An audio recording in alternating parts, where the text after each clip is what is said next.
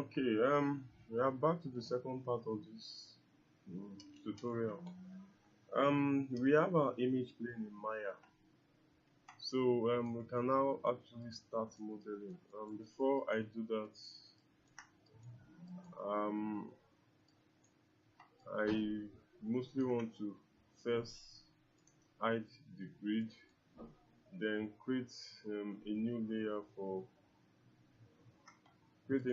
for this object. That's the image plane, and put it in reference mode. No, no,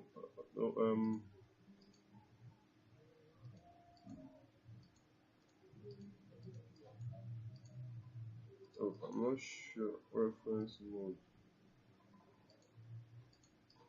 Okay, add selected object to layer.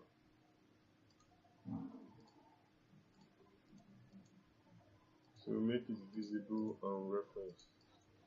So the idea is so that we don't accidentally select our image plane. If we want to, we know where to go to. So I'll start by going to the front view.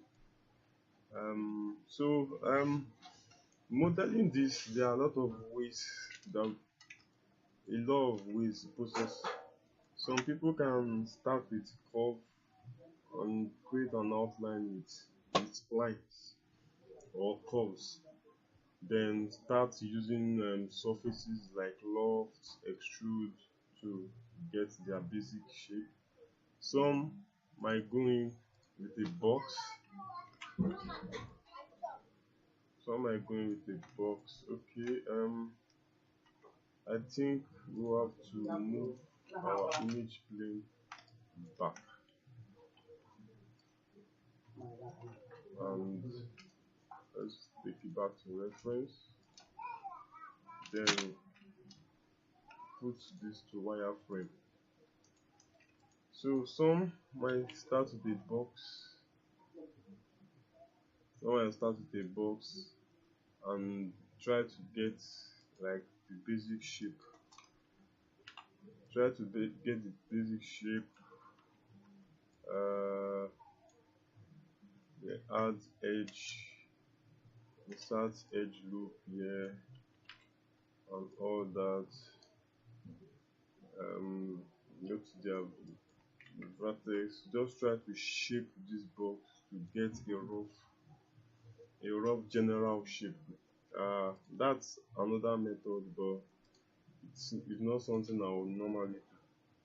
So the method I'm going to be using is still polygonal modeling, but it's actually edge extrusion.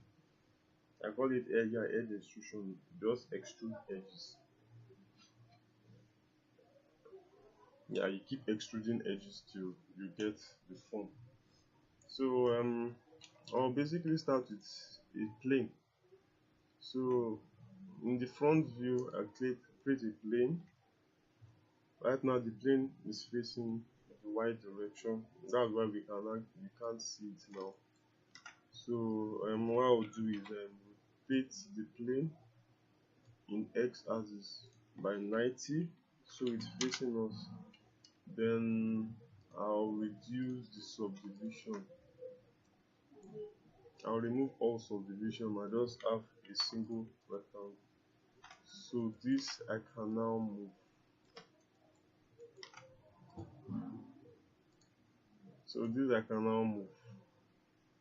So like the images like the lines we drew in Photoshop, we can see where our edges are going to fall into place. So the first is going to be this. From this front view, you can actually see how important this particular edge is. So we want to get that edge. So for other applications there are symmetry methods. Yeah, before we actually continue, I want to do a final talk. Symmetry. Like I said, the last stuff I modeled, someone was asking me how I got to do that really fast. I'm going to show you guys something now. Symmetry. I know you guys already know what symmetry is, but I just want to make some things clear. When modeling mostly mechanical, who needs to show my tab here? When modeling mostly mechanical objects, let's have the white pen. Most mechanical objects have symmetry in them. Most of the time, they have some form of symmetry. Anyway, to add the symmetry to this, we have the same thing just mirrored. So we have perfect symmetrical objects. My spelling of symmetry is wrong, but that's not the idea. And we have semi-perfect. Let's just say near perfect. It's not really perfect, but it's partial symmetry. Partial symmetry. I'm going to show you what that is. So partial symmetry can be in this form.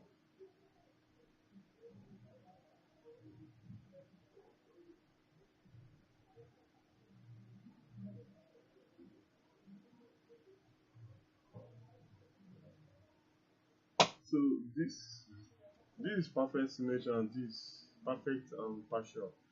So when modeling shapes or objects that have perfect symmetry, what happens is you just model a single side, right?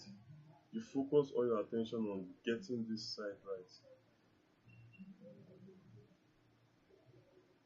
Then you align this, you align all the edges here to a single plane. Might be x axis, y axis, whichever axis you are modeling on. So you align them so that you can have a perfect symmetry when you apply your symmetry modifier, mirror, or whatever it is in your 3D application. So that is going to give you a perfect symmetry and it saves time, definitely. So once you get this nailed down, the symmetry to the other side and you get a perfect symmetry. Then for partial symmetry, it's basically the same. Model this right, get your parts done right, then you do this. You just add your symmetry, then you can now perform this modeling, or let's say object modification to the other side of the symmetry now to get your partial symmetry. So don't for once make the mistake of putting these details on your original mesh, because you are going to run into trouble. It's just it's basic and easy to understand. So that's pretty much what I want to talk about symmetry. So we are going to be putting into consideration symmetry here. So when I have my plane, what I mostly do is either you move this is the vertex to your central line. Like I said now, I'm working along the z-axis. So we have a central line, which is this. So that's what our object is going to need symmetry. But most times you might not get that central line accurately. It's okay. You can always snap. In Maya, if you hold down the X key on the keyboard, you can snap to grid. So that's what I'm going to do. So I'm snapping to grid now. So we are very sure now that this is at the center of our world. So what I do now is move my vertex accordingly to get my to get these borders. So with this said and done, you just have to keep shaping stuff now. So what I do now is I move this to the edge here. as far as it can go to maintain this particular shape. Then, so what we'll just keep doing now is shaping. Don't worry about the general form now. We are going to come back to fix that. We just want to get the main borders. So with that done, I'll go back to edge, select my edge and extrude. So I can extrude this out.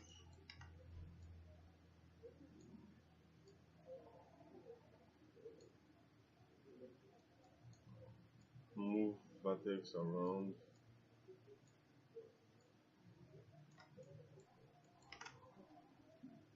Go back to edge, extrude, move this around.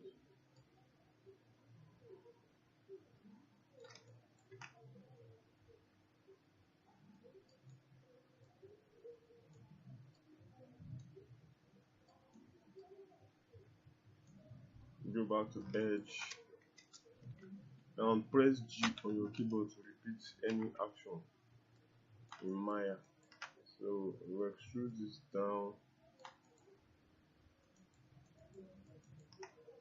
move this around just for the corner. So as you can see, the hard edges still goes, even though it's a little bit faint here, it's naturally going to disappear when you get it. When we get to that stage, we'll see what we'll do about that. Then go back to edge, extrude, move this around the corner, move your vertex,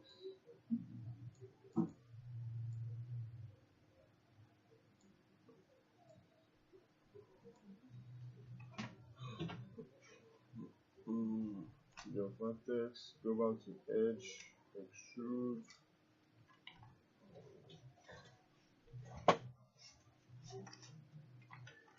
now extrude this back to the center, look for the center, we'll go back to vertex and scale down to make sure they are on the same plane. Then we can snap to grid. Yeah, that's the center. So we've gotten our basic shape. So what we want to do now is now try to adjust this to get a better shape. We can now start adding edges and shaping our general form.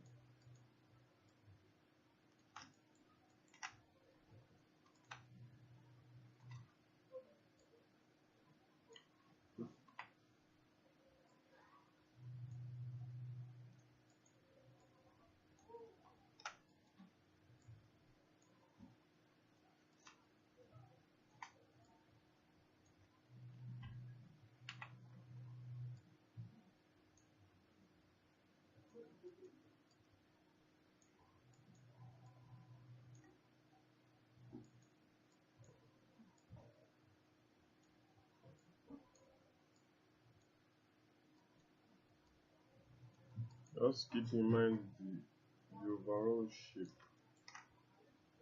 and try to keep the spacing as even as possible. Keep the spacing of your edges as even as possible, unless in areas where you need more subdivisions.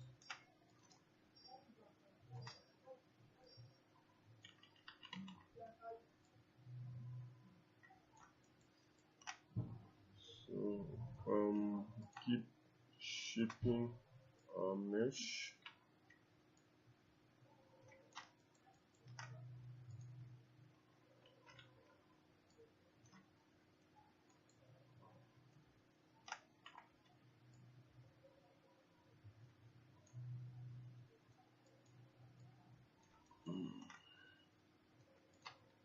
Put an edge loop here just for uniformity, but can scale down to make scale that down to make the edges straight instead. We honestly don't want our edges bending at this time. So as you are doing this, you also put into consideration the number of edges you have, because the lesser the better at this early stages. It makes life easier for you when you have less points to move around than trying to complicate things for yourself earlier on. So with that done, um, we have created, so I think we have to move this down a little. Yeah, going to go all the way down. So with that done, I've actually created, I think we need an edge loop here,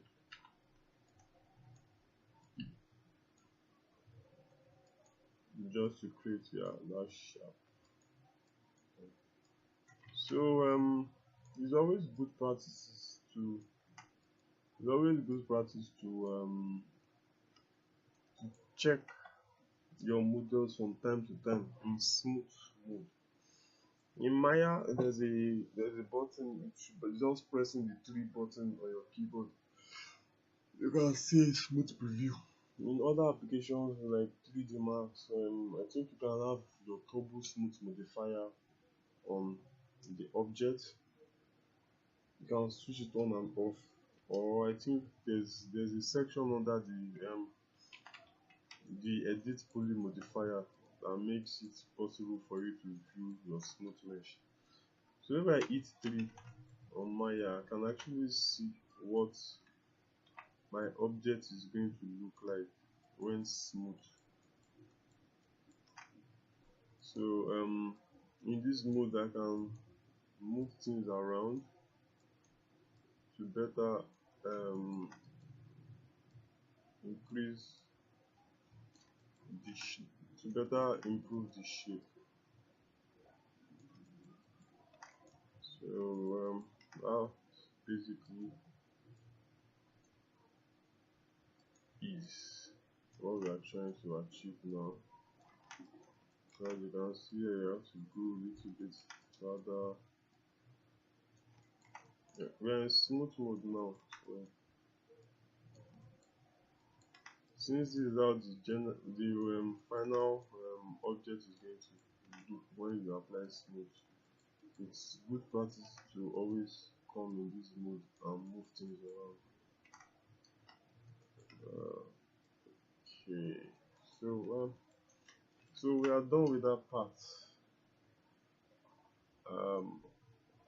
So I can go back to my normal mode and go to the next step. So the next step now is we will go back to our reference images. As you can see, the next step now is as you can see, this is the reason why I said the reference images are very good. If you zoom closely here, you see that this particular strip is not entirely front facing. You can see that the whole of this bottom is front facing up to this extent. No, up to this extent. Then from here on, there's a little bit of decline.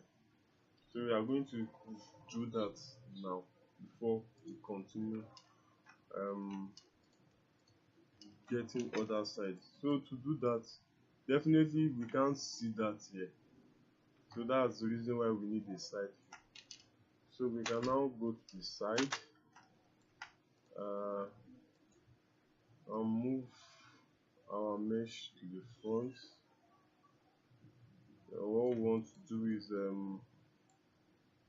now this is the part where we try to shape, try to get the size of our image plane. So what I normally do, since these are not perfect image planes, I go and select vertex, so I can see it at the side.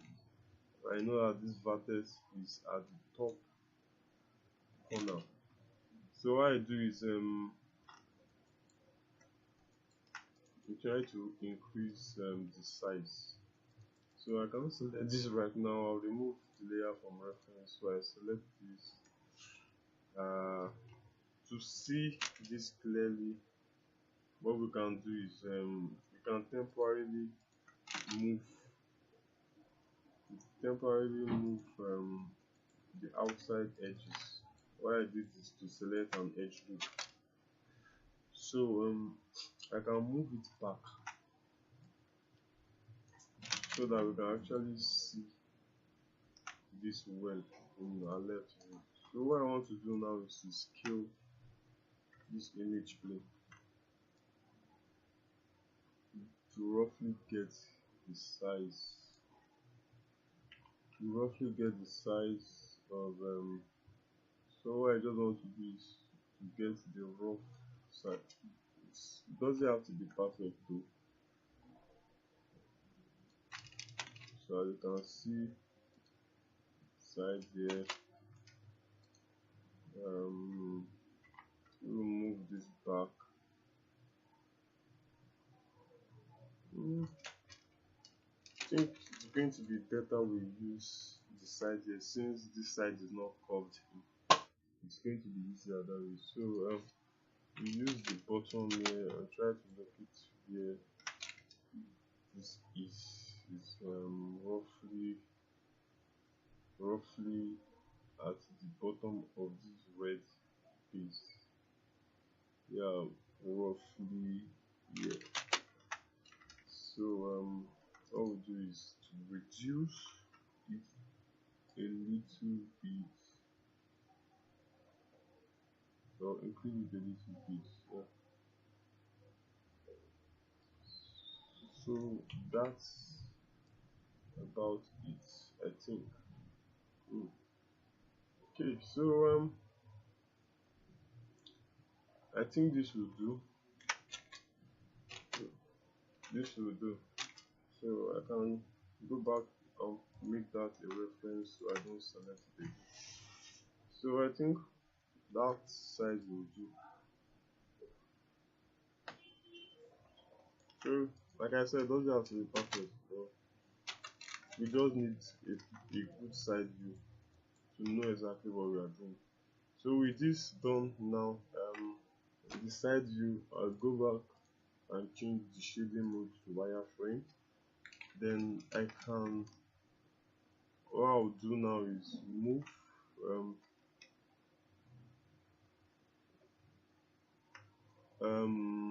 get this back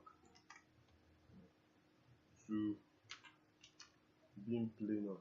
All I did was scale out. So all I did is make this thing flat again. So we want to see the actual curvature. So it's not really that curved, it's just slightly curved from the image. Yeah, it's just slightly curved. So we just add a little bit of curve to it. Select the outer ring and move it inside a little. Yeah, just the tad little. Then we go to our side view and start moving. Now the fun actually begins now. Like I said, modeling sometimes to me it's like playing chess, or let's say checkers. So I move this to the tip, then I start moving. So I do this in conjunction with both the front and the side. So I go to the front view, select. Let's go back to our reference image and see the way that comes in. Okay, so I select the whole of this, and from here I move it backwards.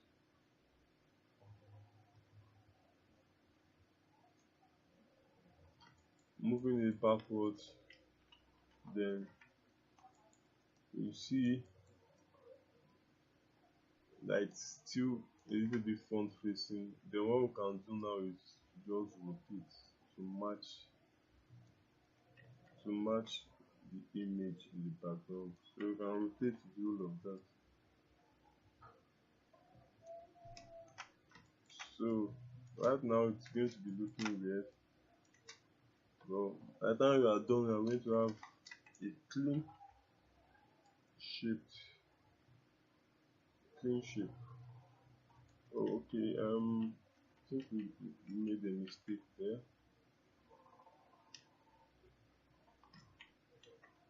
So what we are going to do is select the top, not both. Now select the top first and move.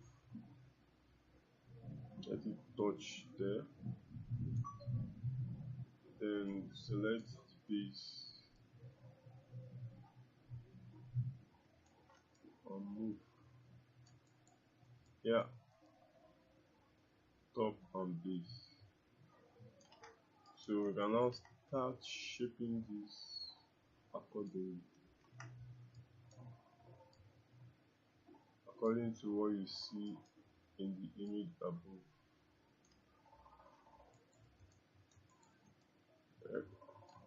So you have to keep switching from your top, your side view to your front view, then to perspective view to actually see exactly what's going on. So we have this. So we do this, take this back, move this.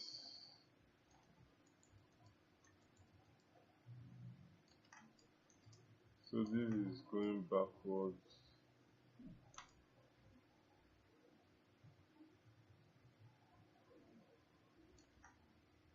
This is going backwards. Look at the edge. Like I said, this side view is not really a perfect depiction of it because there's a little bit of perspective to the side view. But we can always use our digression. So I'm using the top view now. I'm trying to get an overall clean curve. So there are sometimes your knowledge of shapes really comes in handy. What I'm trying to do now is just to find the shape in all possible views and angles. Okay, so we have that. We can move this a little bit out and up. Move a little bit out and up. So yeah, we are trying to match this thing in multiple camera angles. So this is coming back.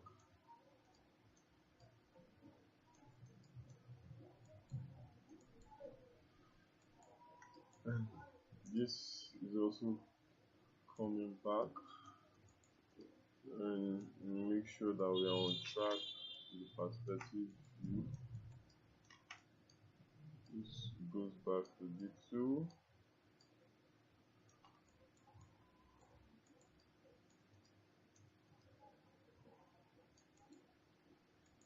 Okay, the rest are pretty much aligned already.